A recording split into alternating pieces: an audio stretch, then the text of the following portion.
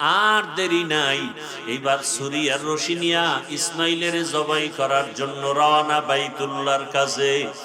বহুদিন পরে ইসমাইলের এলাকায় এসে দেখেন যে এলাকায় মানুষ নেই, জঙ্গল, ওই এলাকায় এখন মানুষের বসবাস, বাড়ি ঘর, মানুষ ফসল আদি করতেছে।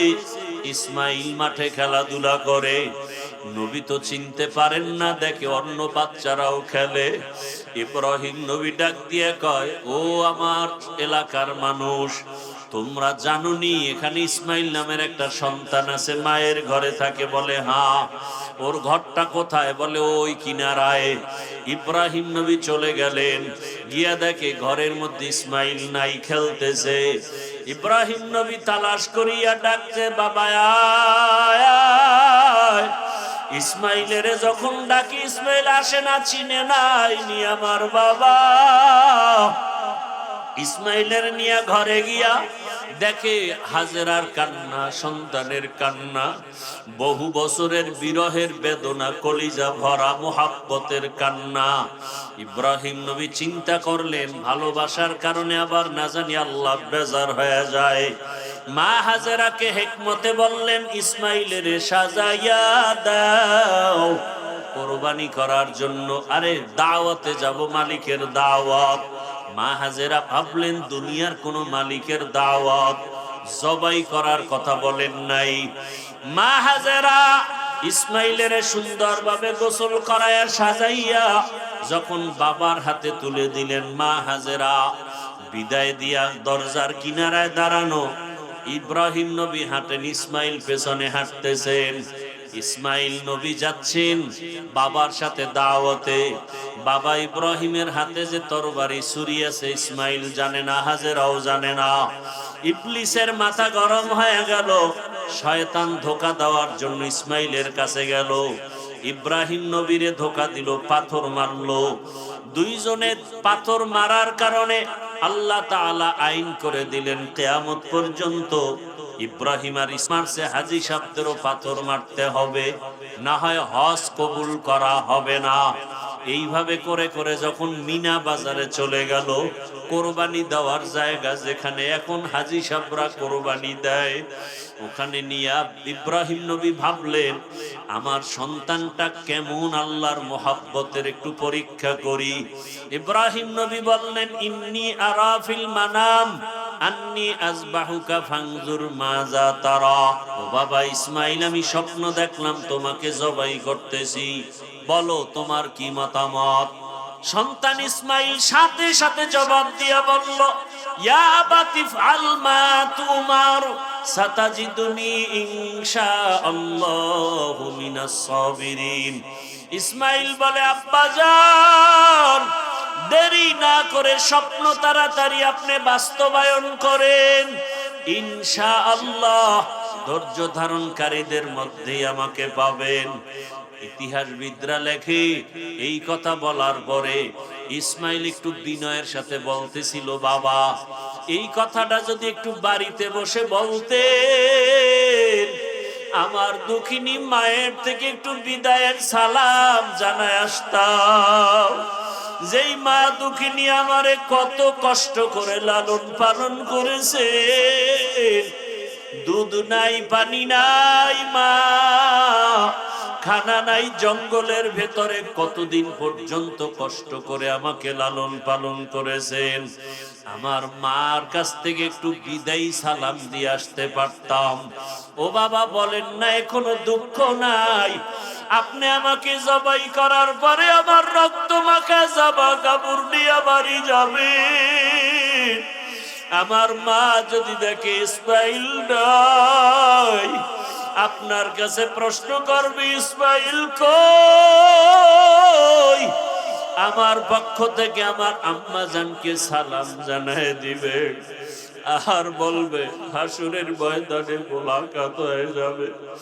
আব্বা জান, আপনি তাড়াতাড়ি আমাকে জবাই করেন, আপনার চোখ দুইটা বেঁধে নেন, কারণ জবাই করার সময় যদি আপনার নজর আমার উপরে পড়ে মায়া লাগবে, জবাই করতে পারবেন না। ও বাবা, আমার হাতে পায়ে রশি দিয়া বাঁধে, যদি জবাই করার সময় যদি আমার হাতে পায়ের নড়াচড়া আপনার শরীরের মধ্যে লেগে যায়, তাহলে বেয়াদবি হবে, আল্লাহ বেজার হয়ে যাবে। ইব্রাহিম যখন ছুরি নিয়ে রেডি, আল্লাহ কয় ছুরি খবরদার আমার ইসমাইলের একটা পশম যেন কাটে না। ছুরি যখন গলায় চালাইতে শুরু করলেন, ইসমাইল নবীর একটা পশম কাটতে পারলো না। দ্বিতীয়বার আবার যখন পরীক্ষা করতে শুরু করলো, রক্ত হাতে না লাগা পর্যন্ত ছুরি চলবে। আল্লাহ ডাক দিয়ে কয়, জিবরাইল, আমি তো ইসমাইলের জবাই চাই না, আমি চাইছি তাদের অন্তরের মোহাব্বত। তাদের অন্তরের মোহাব্বত পরীক্ষায় তারা পাশ করেছে। তুমি তাড়াতাড়ি জান্নাত থেকে একটা দুম্বা নিয়ে যাও, ইব্রাহিমের ছুরির নিচে দিয়া দাও, আর ইসমাইলের সরায়া দাও। ও পর্দার আড়ালের মা বোনেরা, ও বৃদ্ধ বাবাজিরা, আমার কলিজার যুবক বাবারা, সামনে কোরবানির পরীক্ষা, ওই সন্তান কোরবানি করার পরীক্ষা। যদিও সন্তান জবাই দিবেন না, আল্লাহ আমাদেরকে পশু জবাই করার জন্য ব্যবস্থা করে দিলেন। তবে সন্তানটাকে জবাই না করলেও আল্লাহর পথে চালানোর কোরবানি তো দিতে হবে। ও পর্দার আড়ালের মা বোনেরা, কই তোমার মা, কই তোমার বাবা? যেই মা বাবা না খাইয়া তোমারে আমারে বড় বানাইছেন, আজকে ওই মাকে কবরে রাখিয়া কেমনে আরামে ঘুমাও? ওই বাবারে কবরে রাখিয়া কেমনে আরামে ঘুমাও? ওরে অনেকের সন্তান বিদেশ, মা এই যে কোরবানি আসতেছে, ওই সন্তানের চিন্তায় মা এক টুকরা গোশত মুখে দেয় না, সবাই রে গোশত পাকাইয়া খাওয়ায়।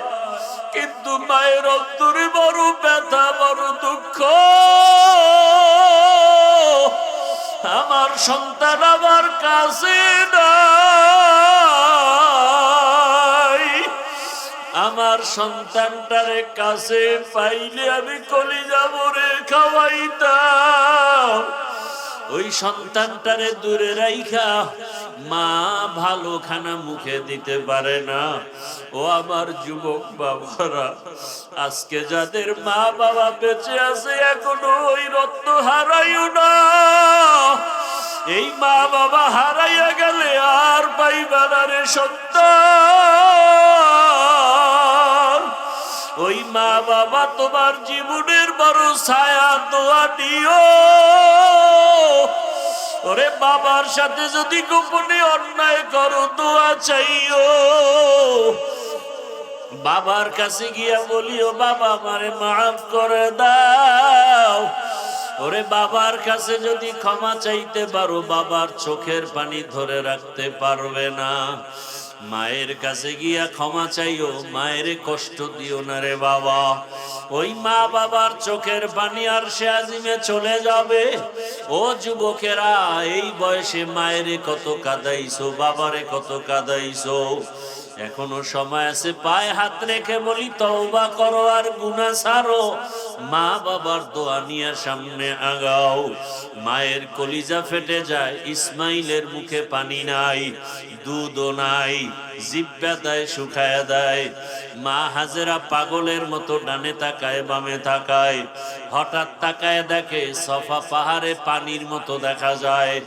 মা হাজেরা দৌড় দিলেন, গিয়া দেখে সূর্যের একটু আলো পায়া বালুগুলো পানির মতো চিকচিক করে, আসলে পানি না।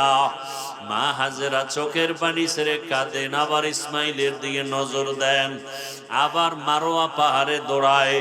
এইভাবে 7 বার দৌড়াইলেন। মা হাজেরা এমন ভাবে দৌড় দিছে, আমার মালিকের কাছে এত মজা লাগছে। আমার আল্লাহ ডেকে বলে, ও ফেরেশতা জিবরাইল, আমার হাজেরা যেই জায়গায় দৌড় দিল, ওই সাফা মারওয়ায় যদি হাজী সাহেবরা 7 বার হাজেরার মতো দৌড় না দেয়, আমি কোন হাজী সাহেবের হজ কবুল করব না। ওই হাজেরার স্মৃতি আমার কাছে ভালো লাগছে। আজকে যত হাজিরা দৌড়ায়, ওমরা করতে যায়, হজ করতে যায়, মা হাজেরা যেখানে একটু জোরে দৌড় দিছে ওই জায়গায় চিহ্ন দেওয়া আছে সবুজ বাতি, ওই জায়গায় সব হাজিরা দৌড়ায়। আরে কেমন মানুষ! আজকে হাজার হাজার বছর পর্যন্ত ওই মক্কা নগরীতে মা হাজেরার স্মৃতিচারণ হচ্ছে। আর আমরা কেমন মানুষ, আমাদের নামটা মা বাবায় নিতে চায় না। মা হাজেরা দৌড়ায়, সন্তানের পেরেশানি, চোখে পানি। হঠাৎ করে গাইবি আওয়াজ, কে যেন ডাক দিছে, হাজেরা! কে যেন আস্তে করে শব্দে আওয়াজ দেয়, হাজেরা! মা হাজেরা কান সজাগ, কোথা থেকে ডাক আসতেছে জানা নাই। মা হাজেরা নজর করে দেখে, আজকে যেখানে বাইতুল্লাহ আমার আল্লাহর ঘর, ওই বাইতুল্লাহ তখন ছিল না, নিশ্চিহ্ন। ওই জায়গা থেকে একটু আওয়াজ, মানুষের সুরাতে একজনে দাঁড়ায় দাঁড়ায় ডাকতেছে। তিনি ছিলেন জিবরাইল ফেরেশতা। মা হাজেরা দৌড়ায় আর কয়, কে? বলে, আমার ইসমাইল। আমি আমার ইসমাইলের জন্য পাগল, আপনি কি একটু সহযোগিতা করবেন? আমার মাওলা কি দেখে না? জিবরাইল আলাইহিস সালাম তার পাখা দিয়া বাড়ি মারলেন, ইসমাইল নবীর পায়ের গোড়ালি দিয়া পানির ফোয়ারা বের হয়ে গেল। মা হাজেরা পাথর দিয়া আটকাইয়া বললেন, জমজম, হে পানি থাম থাম। ওই পানি আজ পর্যন্ত চলে। হাজার হাজার কোটি মিলিয়ন ট্রিলিয়ন বিলিয়ন লিটার পানি হাজি সাবরা নেয়, কমেও না বাড়েও না। ও কপাল পোড়া মুসলমান, আপন সন্তানের কাছে ভালো বাবা হইতে পারল না, কপাল বড় খারাপ। ওরে আপন সন্তানের কাছে আদর্শ বাবা হইতে পারি নাই। ইব্রাহিম নবীর মতো বৃদ্ধ বাবাজিরাও তৈরি হয়ে যান। আল্লাহর হুকুমের সামনে আর কোনোদিন আমি বিরোধিতা করব না। মা হাজেরার মতো মা বোনেরাও তৈরি হয়ে যান। হাজেরা যেমন ইসমাইলকে আল্লাহর রাস্তায় কোরবানি দিতে একটু প্রশ্ন করেন নাই, বরং শুকর আদায় করেছেন। আপনারাও সন্তানটাকে আল্লাহর পথে চালান। ও যুবক বাবারা, তওবা করো। আর দাড়ি কাটবা না, নামাজ ছাড়বা না, বেপরদায় চলবা না। ইসমাইল নবীর মতো আল্লাহর হুকুমের সামনে নিজেকে কোরবান করে দাও। মরিয়া গেল, দাড়ি কাটবো না, নামাজ ছাড়বো না, মোবাইলে গুনাহ করবো না। আল্লাহ যাকে দুনিয়াতে পাঠাবেন, কোন জন্ম নিয়ন্ত্রণের আইন আর ঔষধ তাকে ফিরায় রাখতে পারবে না। আল্লাহর সিদ্ধান্ত। ইব্রাহিম নবীর জন্য এবার আগুন সাজানো হলো। বিশাল এরিয়া নিয়ে আগুনের মধ্যে ফালাইবে, কিন্তু আগুন এত বিশাল, তাপমাত্রা এত বড় এরিয়ায় কাছে যাওয়া যায় না। এবার চরক গাছ আনছে, চরক গাছের চরখার মতো ঘুরাইয়া রশি দিয়া বেঁধে ইব্রাহিম নবীর আগুনের মধ্যে ফেলবে, কিন্তু ফেলতে পারে না। এবার নমরুদ বলে, আমার অবস্থা খারাপ, ইব্রাহিমের আগুনে ফেলা যায় না কেন? সবাই রশি ধরে টানো, ইব্রাহিমের বাইদা তারপরে ফালাও। বাধা হলো, টানা হলো, হাজার হাজার মানুষ ফেলতে পারে না। নমরুদ তওবা করবে করবে ভাব, এবার ইবলিস এসে হাজির হয়ে গেল। ডাক দিয়ে কয়, নমরুদ এত কেন পেরেশান? যত আকামের বুদ্ধি দেওয়া দরকার মিস কল দিবি, হাজির হয়ে যাব। ইব্রাহিম রে ফালাইতে পারবি না, কারণ আল্লাহর নবী ইব্রাহিম লক্ষ লক্ষ ফেরেশতা ইব্রাহিমের ধরে রাখছে, আগুনের মধ্যে ফেলা যাবে না। যদি এই মুহূর্তে ফেলতে চাও, ইব্রাহিমকে উলঙ্গ করতে হবে, তাহলে রহমতের ফেরেশতা ভেঙে যাবে। কোন কোন ঐতিহাসিকরা লেখছেন, যদি এখন ইব্রাহিমের সামনে উলঙ্গ নাচ গান করাইতে পারো, তাহলে রহমতের ফেরেশতা চলে যাবে, ইব্রাহিমকে আগুনে ফেলা সহজ হয়ে যাবে। তাই করা হলো। ইব্রাহিমকে যখন আগুনে ফেলা হলো, আল্লাহ তাআলা আগুনকে নোটিশ জারি করলেন, কুলনা ইয়া নারু কুনি বারদাও ওয়া সালামান আলা ইব্রাহিম কে লুতুফে খেশরা ইজহারে কর বা খলিল আসনারে রাগল জারে কর। ইব্রাহিম নবীর আগুনকে আল্লাহ বলেন শান্তিদায়ক, ঠান্ডা হয়ে যাও। মুফাসসিরিনে কেরাম বলেন শুধু ওই আগুন না, ওই টাইমে দুনিয়াতে যত আগুন ছিল সব আগুন ঠান্ডা হয়ে গেল, সব আগুন। ইব্রাহিম নবী আরামে বসে আছেন আগুনের মধ্যে, একটা নমরুদের চান্দি গরম, ওই আগুন জ্বালাও না কেন? কয় আমি যার গোলাম তুমিও তার গোলাম, তুমি আমাকে বলো একবার জ্বালাও, আর আমার মালিক বলে খবরদার ইব্রাহিমের একটা পশম যেন না জ্বলে। দীর্ঘদিন আগুনে থাকলেন, ইব্রাহিম নবী বের হয়ে আসলেন। চাচাতো ভাই একজন নবী আর তার বিবি বিশ্ব সুন্দরী সারা, একে নিয়ে এবার কয় না এই দেশে আর থাকা যাবে না, সিরিয়ায় হিজরত। এইবার ওই যে খুতবায় আয়াত পড়ছিলাম, এই আয়াতে ওই হিজরতের কথা বলা হচ্ছে। ইব্রাহিম নবী বলেন ইন্নী যাহিবুন ইলা রাব্বি সায়াহদিন, আমি আমার রবের দিকে হিজরতের জন্য রেডি হয়ে গেলাম। আমার রব আমার জন্য কল্যাণের পথ রাস্তা বের করে দেখায় দিবে। বিবি বিশ্ব সুন্দরী সারাকে নিয়ে রওয়ানা সিরিয়ার জমিনে, মিশরের উপর দিয়া যেতে হবে। মিশরের বাদশা বড় জালেম। যখন শুনছে বিশ্ব সুন্দরী, গোয়েন্দা বিভাগের লোকেরা বলল বিশ্ব সুন্দরী সারা আসছে, ইব্রাহিমের স্ত্রী, বলে আটক করো। আটক কইরা স্ত্রীকে নিয়ে গেল বাদশার রাজমহলে, রাজপ্রাসাদে। এবার ওই জালেম সুন্দরীকে নিছে। ইব্রাহিম নবী তো নবী মানুষ, আল্লাহওয়ালা মানুষ, আল্লাহর পেয়ারা বান্দারা বেশি একটু সরল হয়, মনের মধ্যে প্যাঁচ কম, চুপচাপ বসে আছে। নিয়ে গেল গোয়েন্দা বিভাগের লোকেরা জুলুম করে বিবিরে। আল্লাহর কে আল্লাহ গো, আমার বিবিরে নিয়ে গেল জালেম, কি করি, উপায় কি আমার? আল্লাহ কা ইব্রাহিম এখানে বসে থাক, অন্তর চক্ষু খুলে দিলাম, ওই জালেম যা করবে তুই এখানে বসে দেখবি।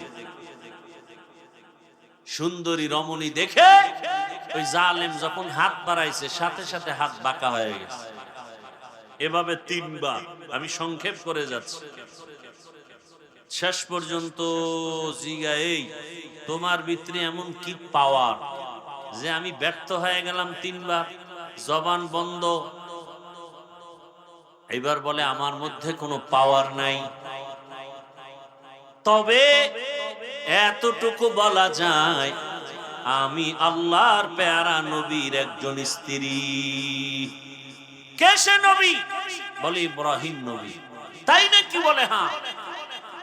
এবার 2-3 বার আকাম কইরা যখন দেখে ব্যর্থ, এবার দিল নরম করে ইব্রাহিম নবীকে আনলেন, সম্মান করলেন। আর সন্তানাদি কি আছে ইব্রাহিম নবী? কয় কোনো সন্তান নেই, বুড়া বয়স।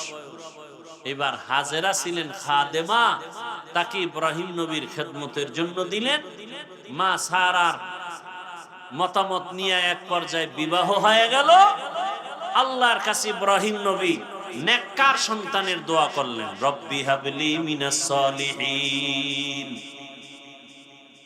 কে দোয়া করলেন? ইব্রাহিম নবী।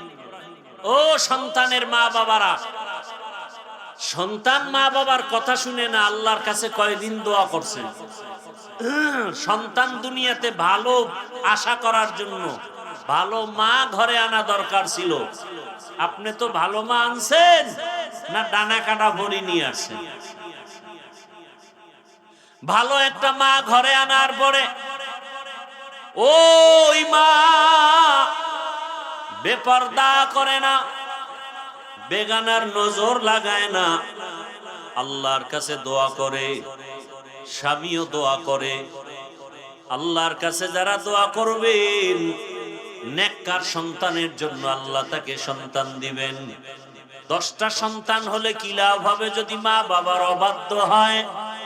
সন্তানের কারণে যদি মা বাবা জেলখানায় যেতে হয়, মা বাবা যদি সন্তানের অপরাধের কারণে সমাজে মুখ দেখাইতে না পারে, এমন সন্তান 10টা হওয়ার দরকার নাই।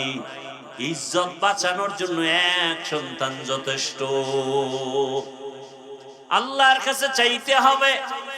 ইব্রাহিম নবী বুড়া বয়সে দোয়া করলেন, হে আল্লাহ একটা নেককার সন্তানের ব্যবস্থা করে দেন।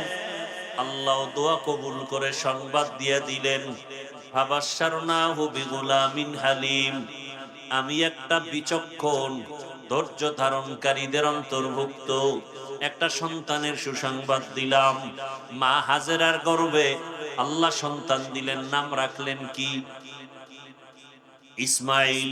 ইব্রাহিম নবীর এই প্রথম সন্তান ইসমাইল, এর পরের সন্তান ইসহাক, ইসহাক নবীর সন্তান ইয়াকুব, ইয়াকুব নবীর সন্তান ইউসুফ আলাইহিস সালাম। কথা বুঝেননি? দোয়া কবুল হয়ে গেছে। দোয়া কি হয়ে গেছে? আল্লাহ বললেন, হে পয়গম্বর নূহ।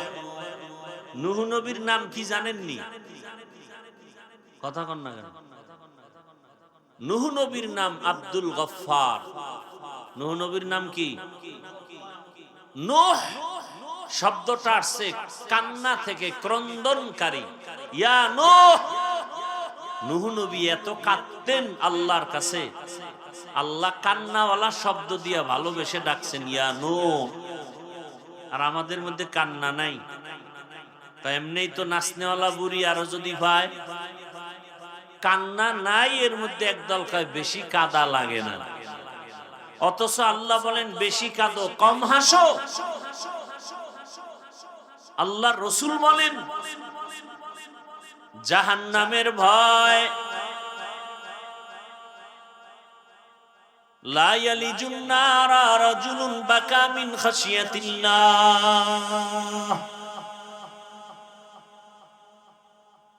হাত্তা ইয়াউদাল লাবানু ফিদ দারঈ। জাহান্নামের আযাবের ভয়, এক ফোঁটা চোখের পানি যার চোখ থেকে পড়ে যাবে। নবী উদাহরণ দিয়া বলেন, গাভীর ওলান থেকে দুধ বের করে ভেতরে যেমন ঢুকানো সম্ভব না, ওই কান্নাওয়ালা বান্দা বান্দিকে জাহান্নামে দেওয়াও সম্ভব না। কান্নার দাম আছে না নাই? চোখে পানি দেখলেই দুনিয়াওয়ালার দিল গরম হয় না নরম? তাহলে আল্লাহর দয়া কি আরো কম নাকি? আল্লাহ বারবার বলে কাঁদো। নূহ আলাইহিস সালামকে আল্লাহ কান্নাওয়ালা শব্দ দিয়ে ডাকলেন, ইয়া নূহ তোমার দোয়া কবুল হয়ে গেল। আমি গজব দিয়া দুনিয়ার সব মানুষ ধ্বংস করে দিব, তবে তুমি যাদেরকে ঈমানওয়ালা বানিয়েছো, যেই 40 জন 950 বছরের দাওয়াতে কালেমাওয়ালা হলো, এদেরও কি মেরে ফেলবো? কয় না, এদের হেফাজতের জন্য আল্লাহ বলেন বড় আকারে সুন্দর করে একটা কিস্তি বানাও। কি বানাও? আপনাদের কষ্ট লাগতেছে, খারাপ লাগতেছে, ঘুম আসতেছে, এই এতক্ষণ টাইম বাসায় থাকলে মোবাইলে গুনাহ করতেন, আর কি করতেন? এখন গুনাহ করতে কি সিনেমা হলে যাওয়া লাগে? আলাদা টেলিভিশন লাগে? আরে পৃথিবীর শ্রেষ্ঠ গুনার ফ্যাক্টরি কি? মোবাইল। কি এর মদের নেশা, বিড়ির নেশা, গাঞ্জার নেশা, সব থেকে বড় নেশা মোবাইলের নেশা। এ বিষয়ে কোনো ওয়াজ নাই। সরকার টাকা দিয়া র্যাব, আর্মি, পুলিশ, বিডিআর লাগায় দিছে, মদের নেশাকে বন্ধ করো। হ্যাঁ, নেশা বন্ধ করো, নেশা। মোবাইল নেশা বন্ধ করার কোনো পদক্ষেপ নাই। আমরা টুকটাক বয়ান করি, এত অনেকের কলিজা জ্বলে, অথচ এই মোবাইল আমার দেশ ও জাতির যে পরিমাণ ক্ষতি করলো, মদে পরিমাণ ক্ষতি করে মোবাইল যা ক্ষতি করলো। তাজা তাজা প্রাণ চলে গেল, তাজা প্রাণ চলে গেল এই মোবাইল কেড়ে নিল। লেখাপড়া শেষ। আমাকে ওয়াজ মাহফিলে লেখাপড়ার ক্ষতি হয়, হ্যাঁ, বরং এখানে বয়ান শুনে কান্না করলে পরীক্ষা আরো ভালো হবে।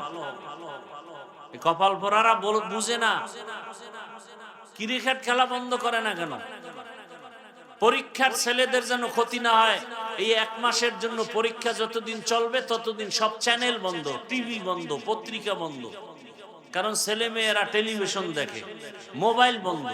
এটা না কামের কাম, আকাম করতে আয় ওয়াজ বন্ধ করো, মাইকের সাউন্ড কমাও। বিয়ার অনুষ্ঠানে যে গান বাজে এটা কমায় না কেন? কি 5 তলা বিল্ডিং পর্যন্ত মনে হয় ভূমিকম্প শুরু হয়ে গেছে।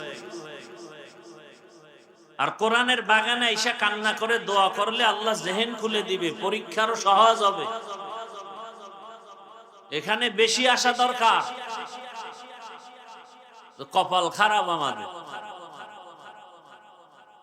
নূহ আলাইহিস সালামকে আল্লাহ কি বললেন? কি বানাও?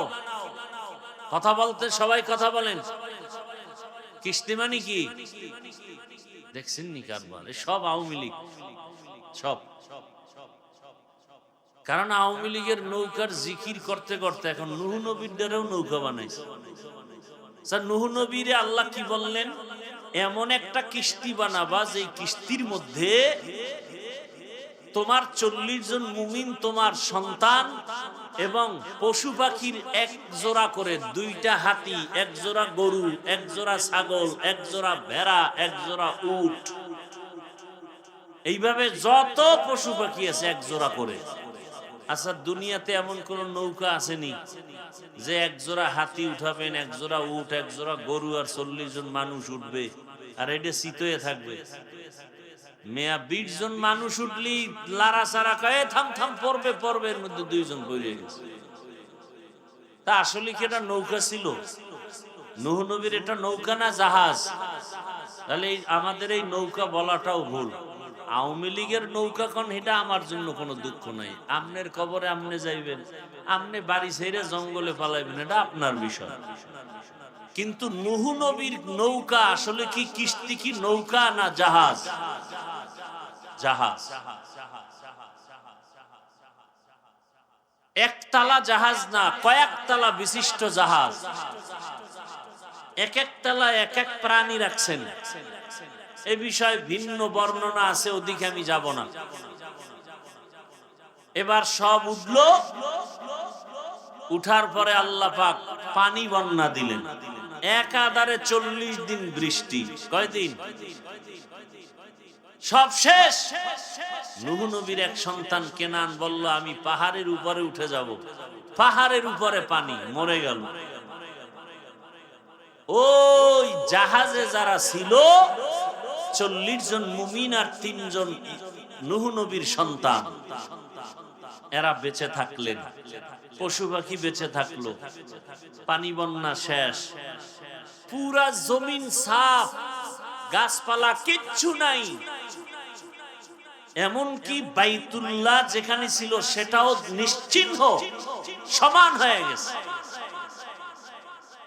নূহ নবীর 3 সন্তান দিয়া নতুন করে পৃথিবীটাকে আবার আবাদ করা হলো। এজন্য বলা হয় নূহ নবী হলেন মানব জাতির দ্বিতীয় আদি পিতা। নূহ নবীর 3 সন্তান সাম, হাম, ইয়াফাস। এই 3 সন্তান মিলে ওই সময় একটা শহরকে আবাদ করলো, বর্তমান ইরাকের অন্তর্গত। ওই শহরের নাম বাবেল শহর। কি শহর? কোন এক সময় সেই বাবেল শহরের অধিপতি বেঈমান নমরুদ হলো। কে হলো? নমরুদ। জুলুম, অত্যাচার সীমাহীন করতে থাকলো, ক্ষমতার অপব্যবহার। একদিন নমরুদ স্বপ্ন দেখে আগুন উঠছে, আগুন উঠা পুরা বাবেল শহর ধ্বংস করে দিছে। ভয়ে ঘুম থেকে উঠে গণকেরে ডাকলো, গণনা কর। কি দেখলাম? কয় শনি দেখছো? শনি। আগুন দেখো নাই? একটা পুত্র সন্তান জন্ম হবে, তোমার খোদাগিরি সব ধ্বংস করে ফেলবে, জুলুম অত্যাচারের ইতি টেনে ফেলবে।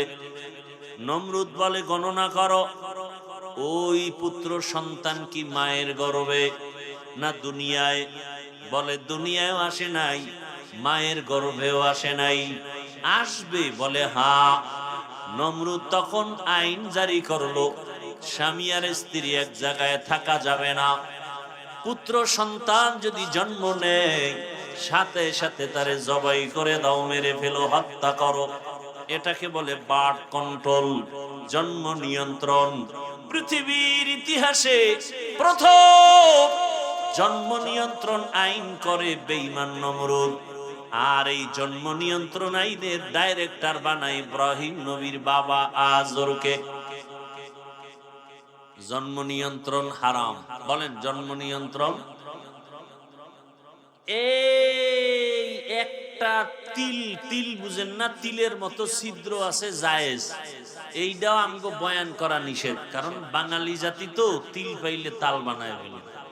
এই জন্য তিলের যে একটা সুরাত আছে জায়েজ, ওটাও বয়ান করা নিষেধ। আম বয়ান জন্ম নিয়ন্ত্রণ হারাম। জন্ম নিয়ন্ত্রণ করে কেন? দুই সমস্যার সমাধান পায় না এজন্য। এক সমস্যা, সন্তান বেশি হলে থাকবে কই, জায়গা কম। কি? দুই নাম্বার সমস্যা, সন্তান যদি মানুষ বেড়ে যায়, খাবে কি, খানাও কম। এই দুই সমস্যা, থাকবে কই, খাবে কি। আল্লাহ বলেন দোনোটার চাবি তো আমার হাতে। কার হাতে? লিল্লাহি মুলকুস সামাওয়াতি ওয়াল আরদি, লিল্লাহি মুলকুস সামাওয়াতি ওয়াল আরদ, ইয়াহাবু লিমান ইয়াশাউ ইনাসা ওয়া ইয়াহাবু লিমান ইয়াশাউ যুকুর আও ইউযাওয়িজুহুম যুকরানা ওয়া ইনাসা ওয়া ইয়াজআলু মান ইয়াশাউ আকিমা ইন্নাহু আলীমুন কাদির।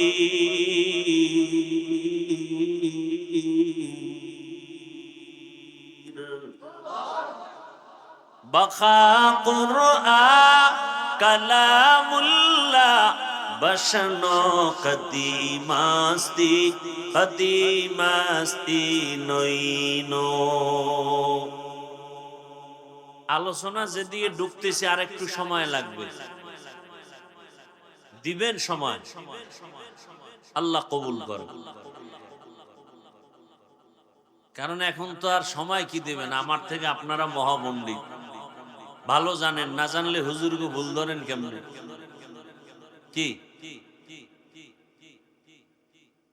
অহংকারের সুযোগ পাইলে হুজুরেরা কি জানে, আমরা সব জানি।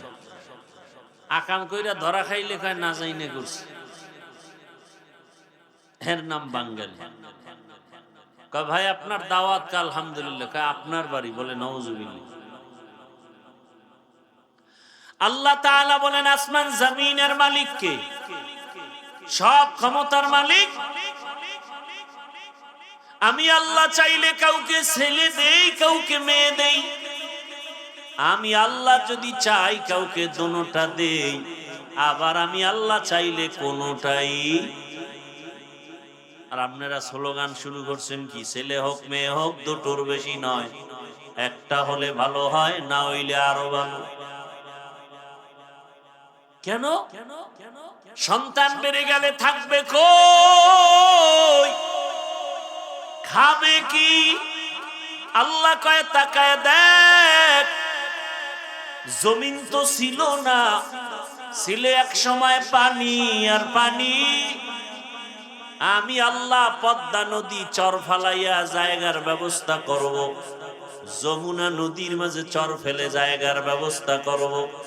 ওরে বাংলাদেশের মানুষ, তুমি দেখো তোমার দেশে জায়গা কম, 16টা বাংলাদেশ প্যাকেট করে রাখার মতো জায়গা সৌদি আরবে আছে।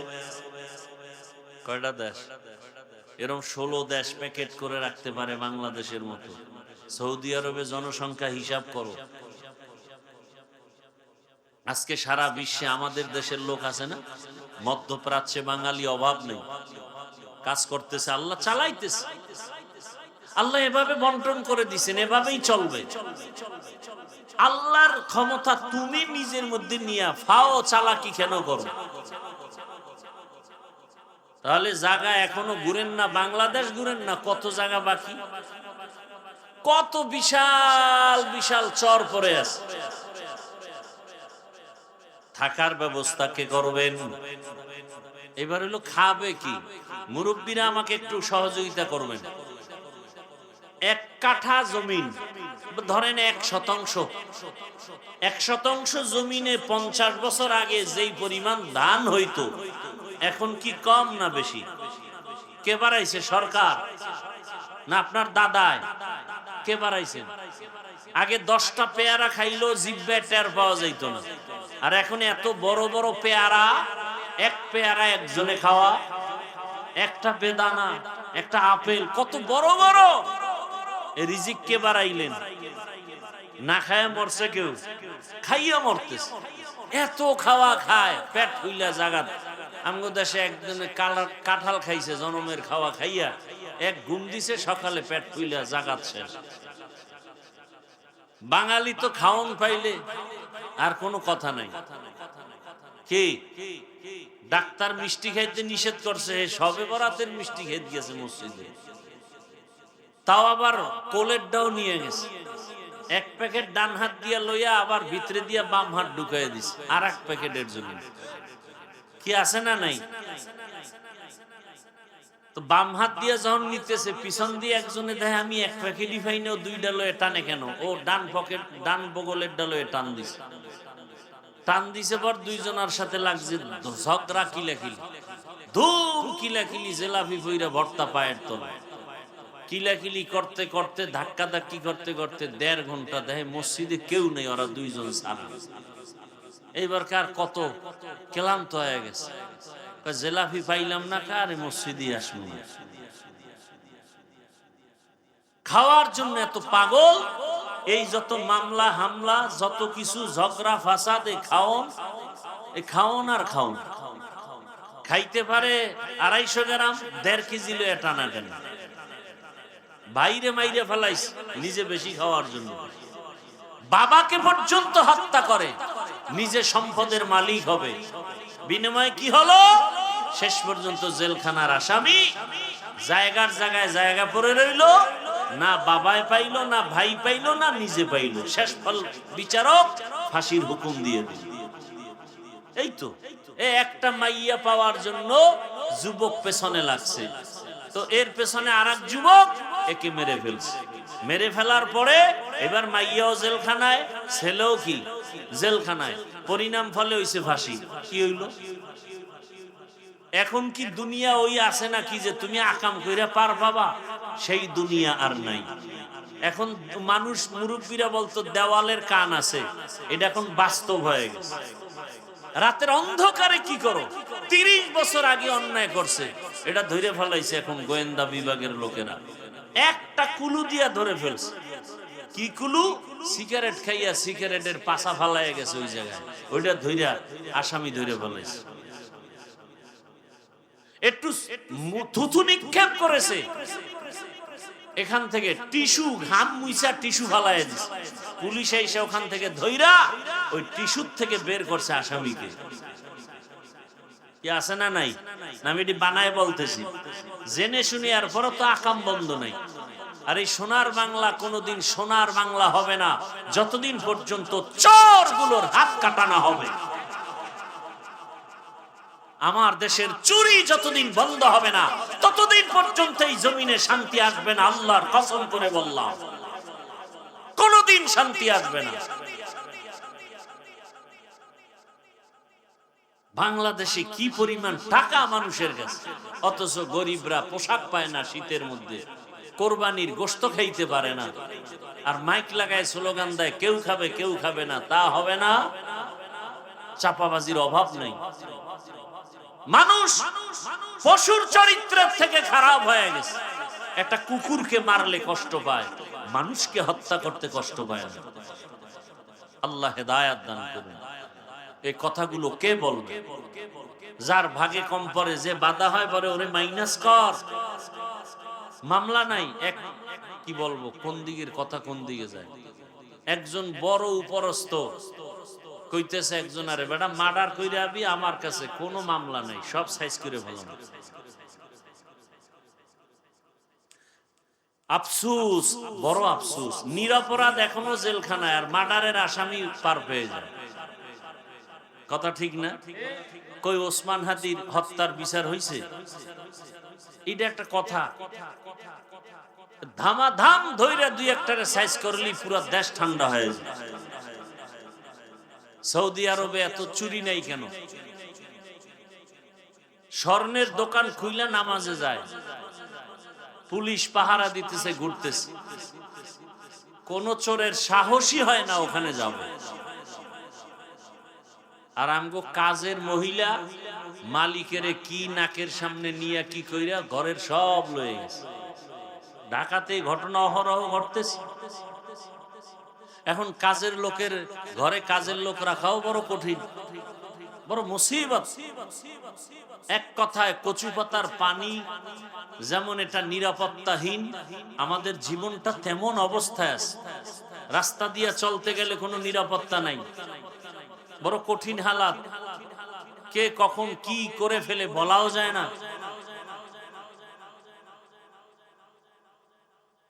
তো কোন কথার থেকে কত দূর আসলাম মনে নাই? নূহ আলাইহিস সালামের দ্বারা ওই বাবেল শহরে নমরুদ, মনে আছে না? স্বপ্ন দেখা ইব্রাহিম নামের সন্তান আসবে, এটা আসতে দেওয়া হবে। ডাইরেক্টর বানাইলো কারে? নমরুদ। ইব্রাহিম নবীর বাবা আজর। আল্লাহর সিদ্ধান্ত কি? ডাইরেক্টরের ঘরেই ইব্রাহিম আসলো। তো আসলো, অনেক বড় ঘটনা। শেষ পর্যন্ত ইব্রাহিম নবীকে মা গোপনে গোপনে লালন পালন করে বড় বানাইছে। এখন চেহারা সুন্দর দেখে তো যে দেখে তারই কি লাগে? মায়া, মোহাব্বত বেড়ে যায়। বাবার মায়া, ঘরে লালন পালন হয়ে গেল। নমরুদেরও মায়া লাগছে দেখা। যখন ইব্রাহিম আল্লাহর পথে দাওয়াত দেয়, ইব্রাহিম নবী বাবারে বললেন, আতাত্তাখিযু আসনামান আলিহা, ও বাবা, নিজের হাতে মূর্তি বানাইয়া তোমরা তারে খোদা মানো, এটা কেমন কথা? নিজের হাতে মূর্তি বানায়, মাছিও সরাইতে পারে না।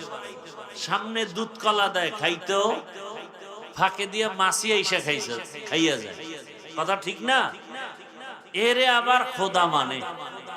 কথা ঠিক? ইব্রাহিম নবী বললেন, নিজের হাতে খোদা বানায় এটা আবার তুমি পূজা করে, এটা কেমন কথা? এই বাপের চেয়ে বেশি বুঝিস না। এবার অনেক ঘটনা আপনারা শুনছেন ওলামায়ে কেরামদের জবানে। সর্বশেষ ইব্রাহিম নবীর এক আল্লাহর দাওয়াত শুনিয়া নমরুদ পর্যন্ত ফাবুহিতাল্লাযী কাফার। ইব্রাহিম নবী প্রশ্ন করেন, নমরুদ জবাব দিতে ব্যর্থ হয়ে গেল। জালেম যখন যুক্তি দিয়ে আগাইতে পারে না, তখন জুলুম করা শুরু করে। তখন কি করে? জুলুম, মেরে ফেলো, ওর বাড়ি আগুন জ্বালাও। এটা হলো জালেমের কাজ। যুক্তিতে আগাইতে পারে না, জুলুম করে এখন নিজে বড় হবে। নমরুদ এবার ডাক দিল, ও আজর, ইব্রাহিম রে আগুনের মধ্যে জ্বালায়া দাও, ওরে বুঝায় দেখো আমাদের মূর্তি পূজার বিরুদ্ধে কথা বলে, এটা মানা যায় না। বুঝানোর পরে দেখে না ইব্রাহিমকে বুঝানো যায় না। ফাইনাল সিদ্ধান্ত, ইব্রাহিমকে আগুনের মধ্যে জ্বালায়া পুড়িয়া ফালাও।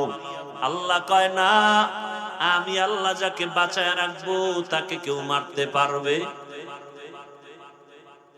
সম্ভব না। পৃথিবীতে মুসলমানকে ধ্বংস করার যতটা উপকরণ আছে এর মধ্যে সব থেকে বড় উপকরণ হলো বেপরদা। কি বেপরদা?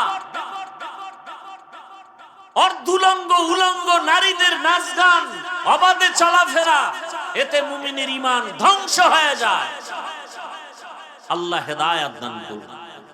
পর্দার ওয়াজিত নাই।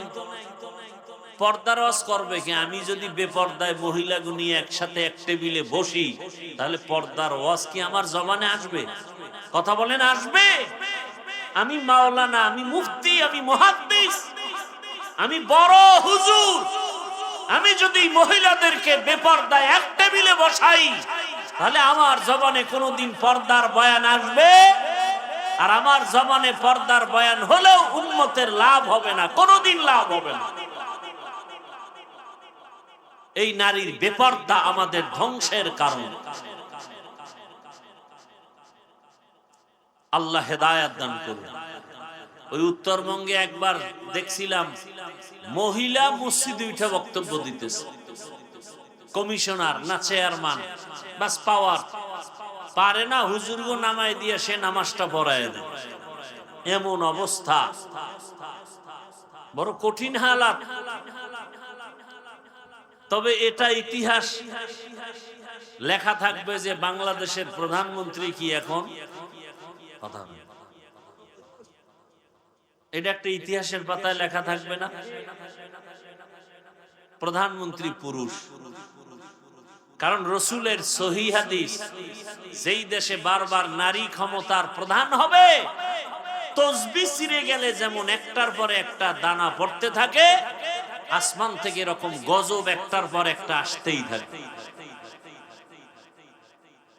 আল্লাহ আমার দেশকে হেফাজত করেন, আমার জাতিকে হেফাজত করেন। ভাইরা আমার, সন্তান পাইয়া ইব্রাহিম নবী খুশি নাকি বেজার? খুশি, এমন মায়া, বুড়া বয়সের সন্তানের প্রতি বড় মায়া। কিন্তু আমার আল্লাহর কঠিন পরীক্ষা। ও ইব্রাহিম, সন্তানের মায়ায় পড়িয়া আমার মায়া থেকে দূরে সরলে হবে না। বুঝতেছি তুমি কিন্তু দূরে যাইতেছো। পরীক্ষা শুরু হয়ে গেল। যেখানে বাইতুল্লাহ ওখানে ঘর নাই, জঙ্গল। নূহ নবীর প্লাবনে কিচ্ছু নাই, বাইতুল্লাহ সব শেষ। এখন আছে গাছপালা, জঙ্গল, পানি নাই, পশু পাখি নাই। ইব্রাহিম নবীকে বললেন, তোমার স্ত্রী হাজেরা ইসমাইলের নিয়ে ওখানে নির্বাসনে দাও। কেন টেন নাই? আল্লাহ অর্ডার করেছেন। কেন কেন নাই? নবী বলেন আলহামদুলিল্লাহ, আল্লাহ এটা বলছেন, মেনে নিলাম।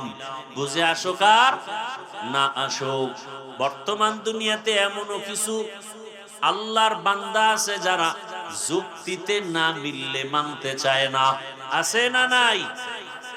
এদের পরিণাম ফল নাস্তিকতার বেড়াজালে আবদ্ধ হয়ে যায়। আল্লাহর হুকুম আসছে পরীক্ষা।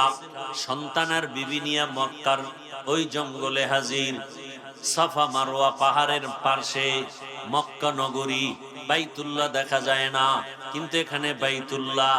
আল্লাহর সিদ্ধান্ত, এই ইসমাইলের ইব্রাহিম রে দিয়া বাইতুল্লাহ নতুন ভাবে নির্মাণ করাবেন। ওখানে রাইখা বিবি আর সন্তান ইসমাইল শিশু কিছু পানি দিয়া ইব্রাহিম নবী উটের পিঠে রওয়ানা। যখন যাইতেছেন ইসমাইলের শোয়াইয়া মা হাজেরা একটা দৌড় দিছেন, গিয়া ডাক দিয়া কয়, স্বামী ও আল্লাহর পয়গম্বর, এই জঙ্গলের ভিতরে আমাদের যে রাখিয়া যাইতেছেন, আপনি কোথায় যান? ইব্রাহিম নবীর কোনো আওয়াজ নাই। এই মুহূর্তে কিছু বললেও আল্লাহর হুকুমের বাইরে চলে যাবে। নিজের থেকে কিছু বলা যায় না। কেমন কঠিন পরীক্ষা চিন্তা করেন। বুড়া বয়সের সন্তান।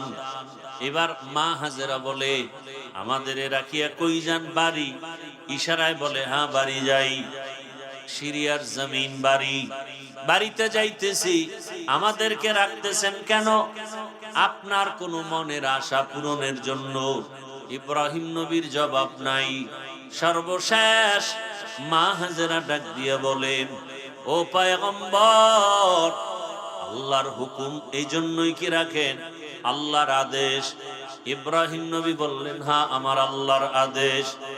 এ কথা শোনা মাত্র হাজেরা আলাইহিস সালাম চোখের পানি ছাড়লেন আর বললেন, ও পয়গম্বর, আমার আল্লাহ যদি আদেশ করে থাকে, আমার কোনো দাবি নাই, আপনি আমাদের জন্য দোয়া করিয়েন। ইসমাইলের মাঝে মাঝে আইসা দেখবেন, আমি হাজেরার খবর নেওয়ার প্রয়োজন নাই।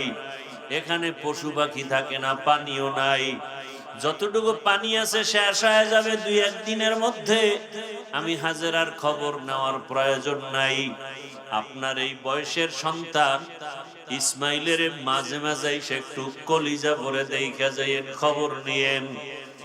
এবার এই কথা বইলা মা হাজেরা আল্লাহর শরণাপন্ন হলেন।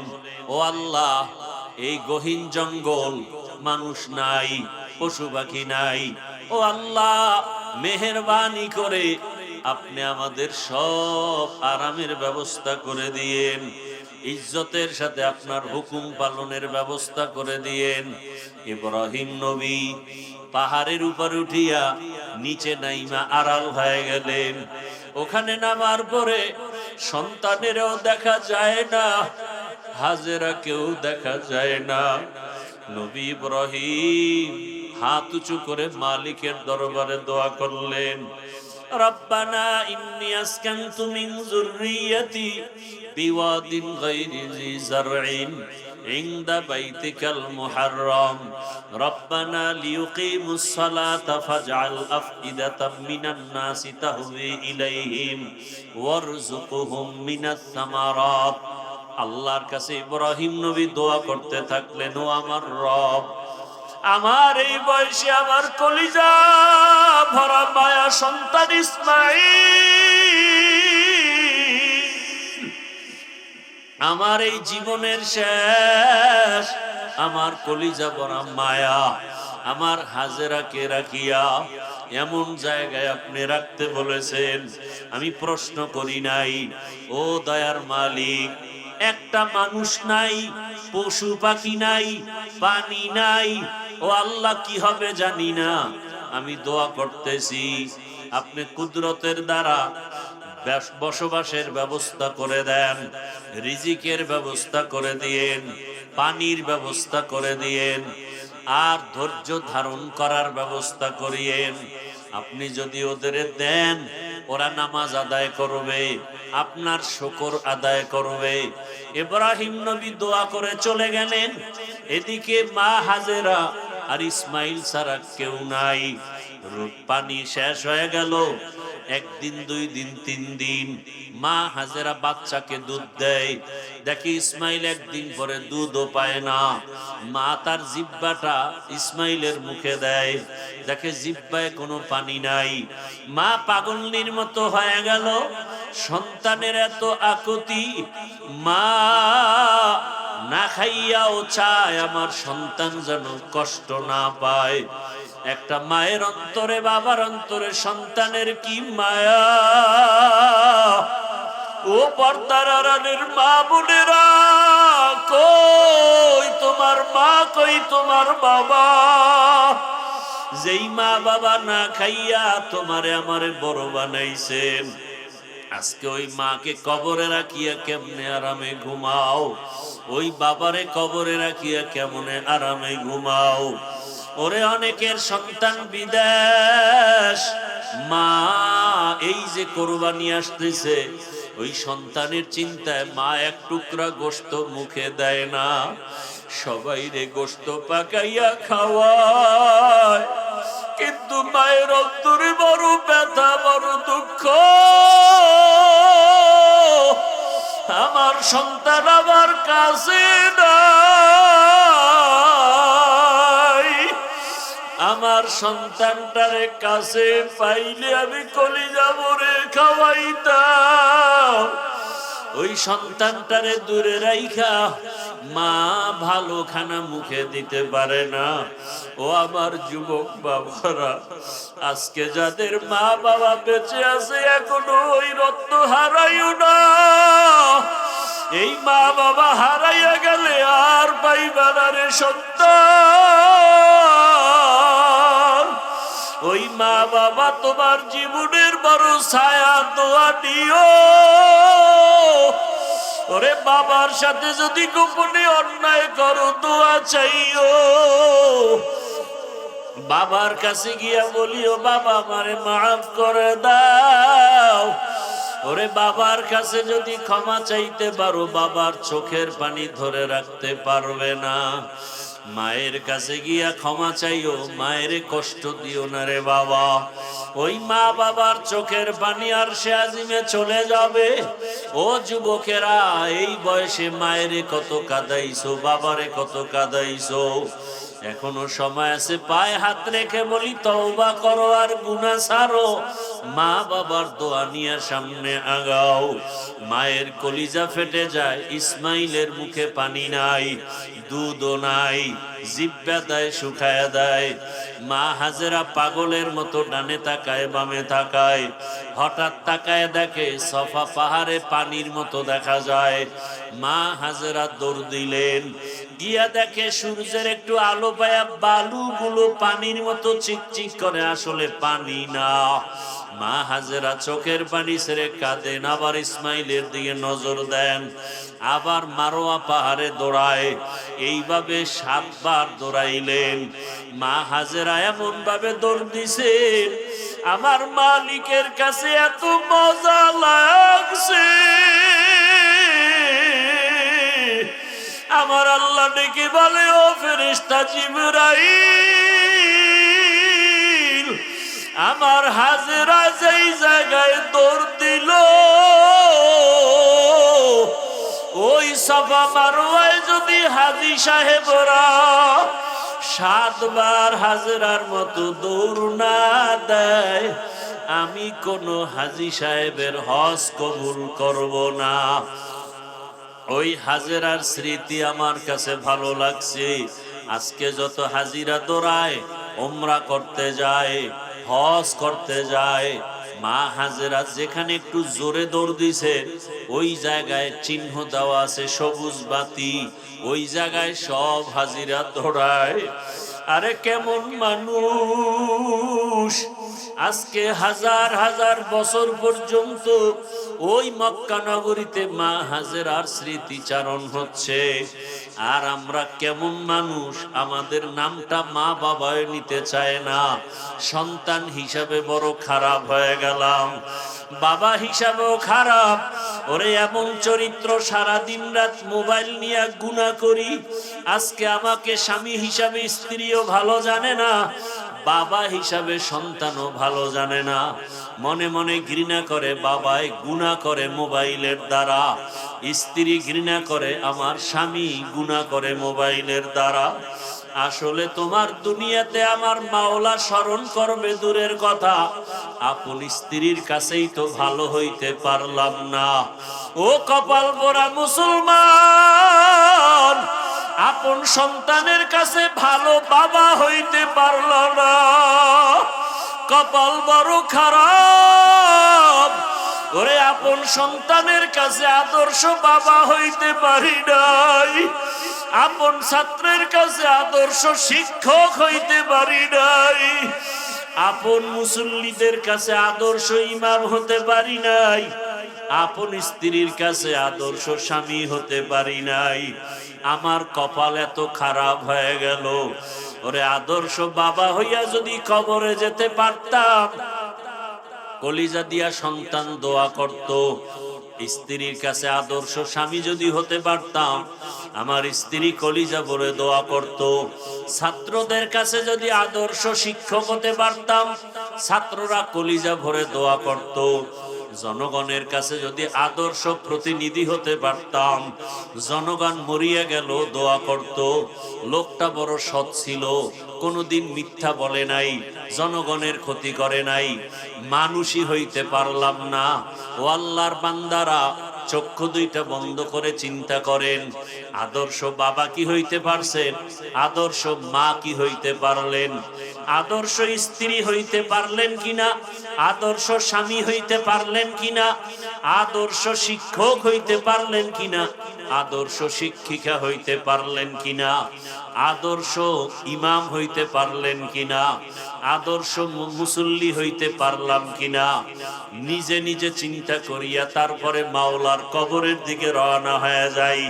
কোন দিন মরণ হবে জানা নাই। মা হাজেরা দৌড়ায়, সন্তানের পেরেশানি, চোখে পানি।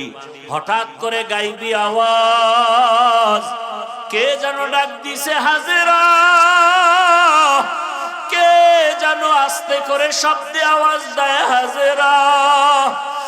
মা হাজেরা কান সজাগ, কোথা থেকে ডাক আসতেছে জানা নাই। মা হাজেরা নজর করে দেখে, আজকে যেখানে বাইতুল্লাহ আমার আল্লাহর ঘর, ওই বাইতুল্লাহ তখন ছিল না, নিশ্চিহ্ন। ওই জায়গা থেকে একটু আওয়াজ, মানুষের সুরাতে একজনে দাঁড়ায় দাঁড়ায় ডাকতেছে। তিনি ছিলেন জিবরাইল ফেরেশতা। মা হাজেরা দৌড়ায় আর কয়, কে? বলে, আমার ইসমাইল। আমি আমার ইসমাইলের জন্য পাগল, আপনি কি একটু সহযোগিতা করবেন? আমার মাওলা কি দেখে না? জিবরাইল আলাইহিস সালাম তার পাখা দিয়া বাড়ি মারলেন। ইসমাইল নবীর পায়ের গোড়ালি দিয়া পানির ফোয়ারা বের হয়ে গেল। মা হাজেরা পাথর দিয়া আটকাইয়া বললেন, জমজম, হে পানি থাম থাম। ওই পানি আজ পর্যন্ত চলে। হাজার হাজার কোটি মিলিয়ন ট্রিলিয়ন বিলিয়ন লিটার পানি হাজি সাবরা নেয়, কমেও না বাড়েও না। নবীজিকে সাহাবায়ে কেরাম জিজ্ঞাসা করছিলেন, ইয়া রাসূলুল্লাহ, এই জমজম পানি বাড়েও না কমেও না, এত পানি হাজি সাবরা নেয়, এই জমজম কূপের নিচটা কোথায় লাগানো?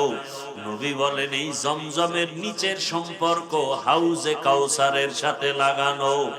এই জমজমের পানি বড় বরকতের পানি। এই পানি বসে পান করো বাধা নাই, দাঁড়ায় পান করো বাধা নাই। যে কোনো রোগের নিয়তে পান করো আর দোয়া করো, আল্লাহুম্মা ইন্না নাসআলুকা ইলমান নাফিআ ওয়া রিজকান ওয়াসিআ ওয়া শিফাআম মিন কুল্লি দা। পানি পান করলে মানুষের পিপাসা নিবারণ হয়, ক্ষুধা নিবারণ হয় না।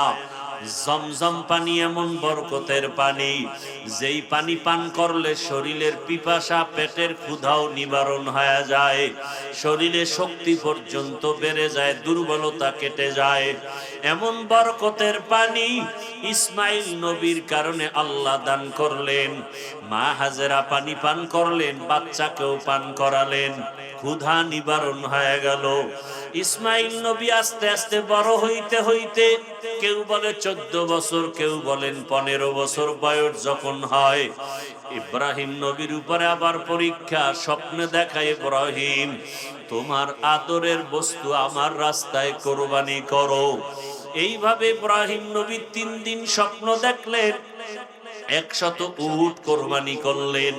সর্বশেষ যখন একই স্বপ্ন দেখলেন, ইব্রাহিম নবী বুঝতে পারলেন, আমার কলিজার আপন ইসমাইল ছাড়া কেউ নাই।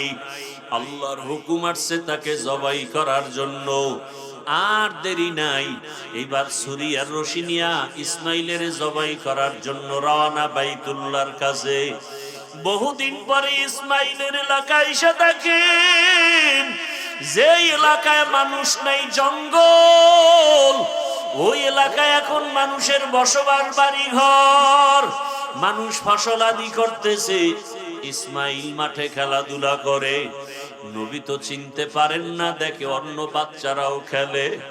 ইব্রাহিম নবী ডাক দিয়ে কয়, ও আমার এলাকার মানুষ, তোমরা জানোনি এখানে ইসমাইল নামের একটা সন্তান আছে, মায়ের ঘরে থাকে? বলে হ্যাঁ।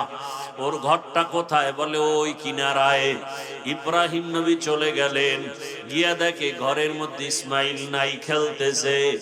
ইব্রাহিম নবী তালাশ করিয়া ডাকছে, বাবা আয় আয়।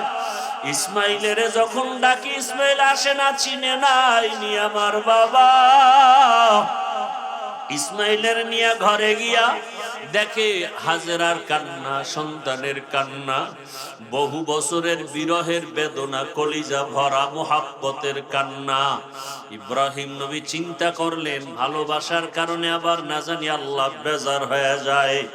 মা হাজেরাকে হিকমতে বললেন, ইসমাইলের সাজাইয়া দাও কোরবানি করার জন্য। আরে দাওয়াতে যাব, মালিকের দাওয়াত। মা হাজেরা ভাবলেন দুনিয়ার কোন মালিকের দাওয়াত, জবাই করার কথা বলেন নাই। মা হাজেরা ইসমাইলের সুন্দরভাবে গোসল করায়া সাজাইয়া যখন বাবার হাতে তুলে দিলেন, মা হাজেরা বিদায় দিয়া দরজার কিনারায় দাঁড়ানো। ইব্রাহিম নবী হাঁটেন, ইসমাইল পেছনে হাঁটতেছেন। ইসমাইল নবী যাচ্ছেন বাবার সাথে দাওয়াতে। বাবা ইব্রাহিমের হাতে যে তরবারি ছুরি আছে ইসমাইল জানে না, হাজেরাও জানে না। ইবলিসের মাথা গরম হয়ে গেল, শয়তান ধোঁকা দেওয়ার জন্য ইসমাইলের কাছে গেল। ইব্রাহিম নবীরে ধোঁকা দিল, পাথর মারলো। দুইজনে পাথর মারার কারণে আল্লাহ তাআলা আইন করে দিলেন কিয়ামত পর্যন্ত ইব্রাহিম আর ইসমাইলকে হাজী সাহেবদেরও পাথর মারতে হবে, না হয় হজ কবুল করা হবে না। এইভাবে করে করে যখন মিনা বাজারে চলে গেল, কোরবানি দেওয়ার জায়গা যেখানে এখন হাজী সাহেবরা কোরবানি দেয়, ওখানে নিয়ে ইব্রাহিম নবী ভাবলেন আমার সন্তানটা কেমন আল্লাহর মোহাব্বতের একটু পরীক্ষা করি। ইব্রাহিম নবী বললেন, ইন্নী আরা ফিল মানাম আন্নী আযবাহুকা ফানজুর মাযা তারা। ও বাবা ইসমাইল, আমি স্বপ্ন দেখলাম তোমাকে জবাই করতেছি, বলো তোমার কি মতামত। সন্তান ইসমাইল সাথে সাথে জবাব দিয়া বলল, ইয়া আবাতি ফাল মা তুমার সাতাজিদুনি ইনশাআল্লাহু মিনাস সাবিরিন। ইসমাইল বলে, আব্বা জান, দেরি না করে স্বপ্ন তাড়াতাড়ি আপনি বাস্তবায়ন করেন, ইনশাআল্লাহ ধৈর্য ধারণকারীদের মধ্যেই আমাকে পাবেন। ইতিহাসবিদরা লেখে এই কথা বলার পরে ইসমাইল একটু বিনয়ের সাথে বলতেছিল, বাবা এই কথাটা যদি একটু বাড়িতে বসে বলতেন, আমার দুঃখিনী মায়ের থেকে একটু বিদায়ের সালাম জানায় আসতাম। যেই মা দুঃখিনী আমারে কত কষ্ট করে লালন পালন করেছে, দুধ নাই পানি নাই মা, খানা নাই, জঙ্গলের ভেতরে কতদিন পর্যন্ত কষ্ট করে আমাকে লালন পালন করেছেন।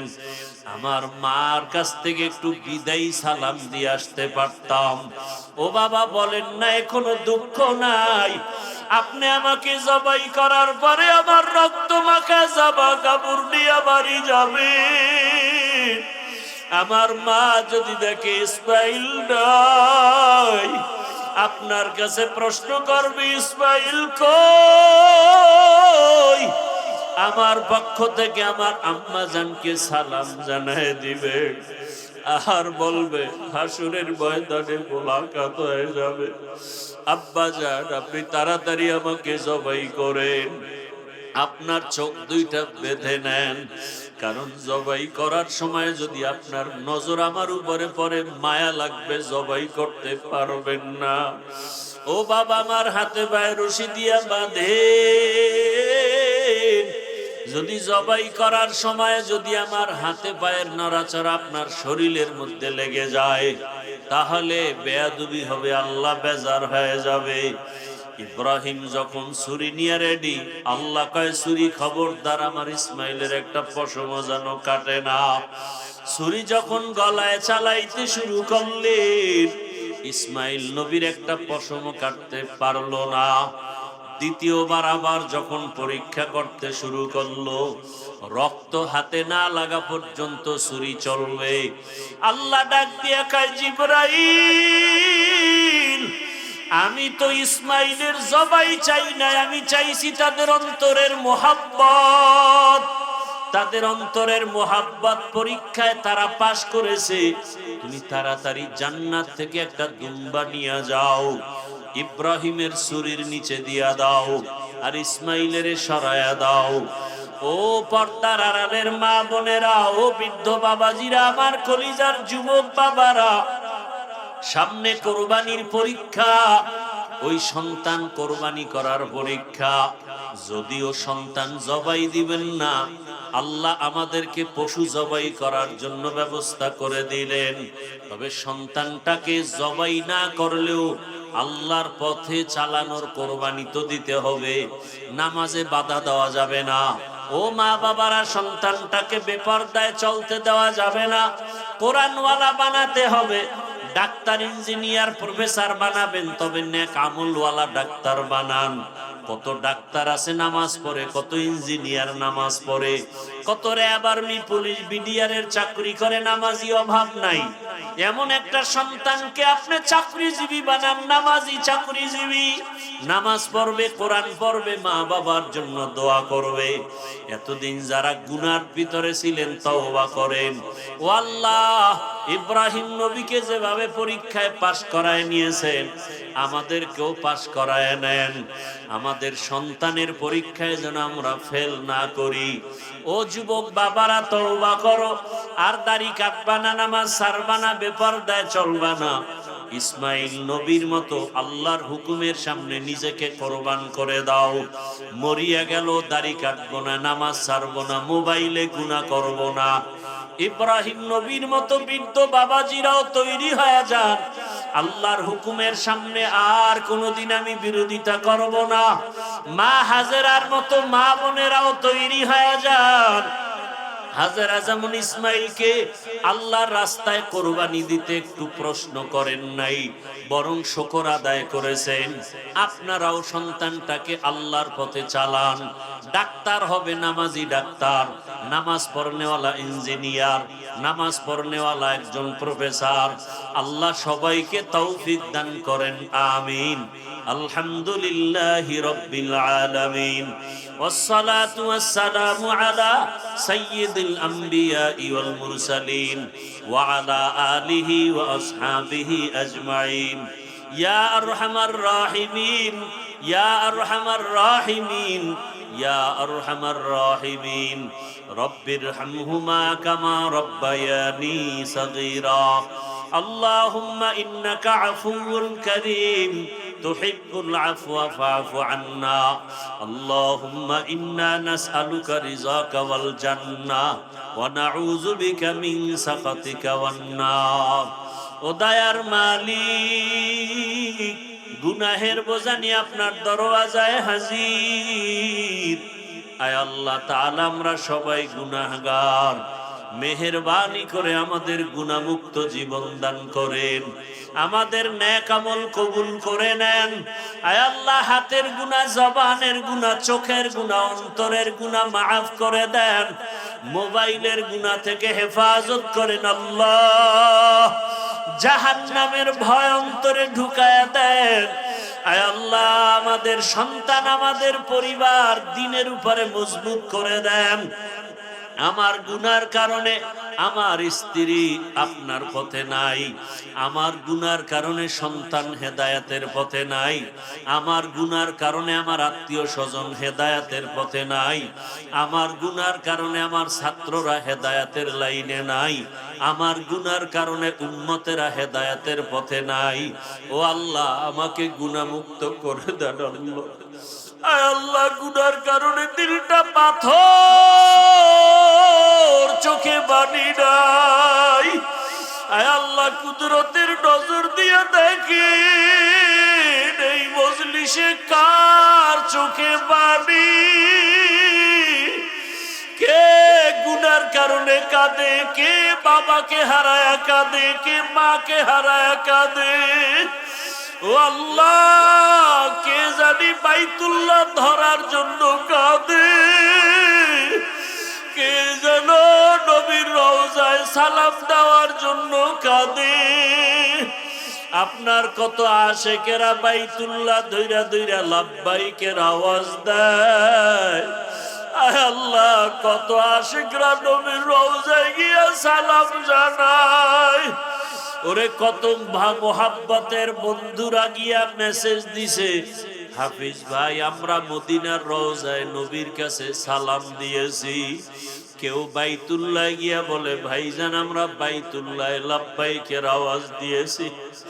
ও আল্লাহ, আমাদেরকে কি দিবা না? আয় আল্লাহ, বাইতুল্লাহ ধইরা কি লাব্বাইক বলার ব্যবস্থা করে দিবা না? রসুলের রওজায় গিয়া সালাম দিতে বারবার মনে চায়। আয় আল্লাহ, যারা গেছে তারা যাবেন, সবাইকে হজ্জে মাবরুর নসিব করেন।